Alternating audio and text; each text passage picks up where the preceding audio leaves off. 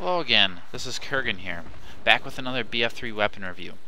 Today, we're going to be looking at another assault rifle, and that is the M416.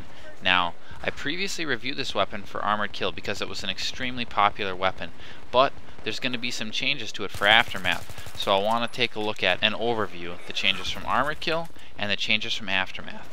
Now, the changes from Armored Kill were vast. It really brought this weapon to the forefront, that is assault rifles. It reduced the recoil in every single direction except for left, and that includes first shot recoil multiplier. So that was massive. It made the weapon a little bit more controllable.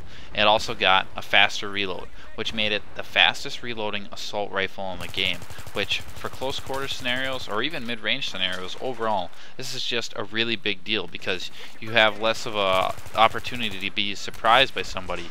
You can reload at just about any time and feel comfortable with this weapon. And then there was a 10% change in the value of the accuracy for the bipod. Not a lot of people did use this weapon with a bipod, but if you did, it was pretty noticeable. So overall, these changes put together really made this weapon a lot better. But it seems that in an attempt to make the M416 noticeable, DICE feels they overshot it a little bit. So the Aftermath patch is bringing some nerfs to the M416. First off, the first shot recoil is going to be increased. Now, what this means is that it won't be quite as good at short bursts as it was before. First shot recoil basically is a multiplier for your recoil, and it makes your first shot have increased recoil beyond the rest of your shots. So when they increase that number, it's going to make this weapon kick more on the first shot, and you're not going to want to get into that first shot multiplier if it's a higher value. So you're going to want to do a little bit longer bursts with this weapon than you did before. And then we're also seeing a recoil increase for horizontal. Now, vertical recoil is seen as a controllable stat. Basically, you pull down on the weapon, and if you can pull down enough, you're going to be able to control that vertical recoil and keep it on your target.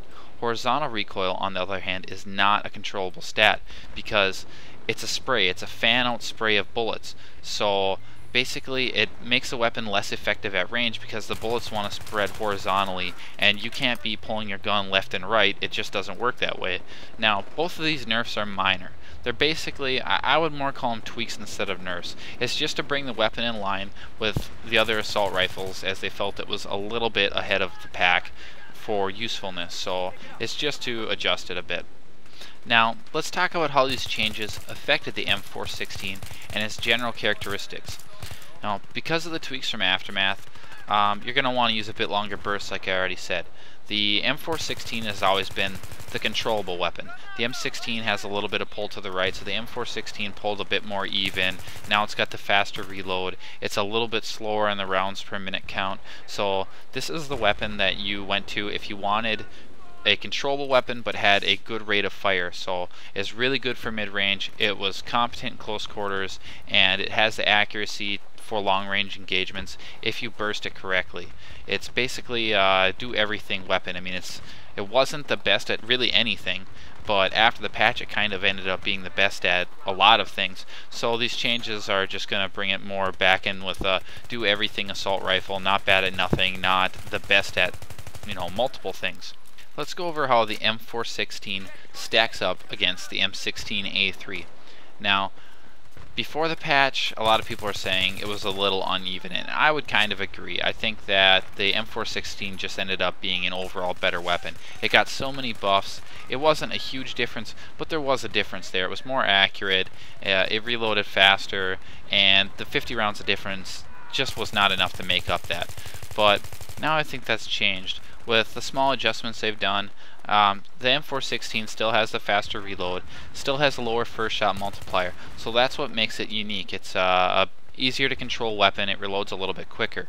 But the M16A3 has 50 rounds per minute greater fire rate, and with the increased recoil to the M416, I think that 50 rounds a minute is now enough to balance these two weapons out.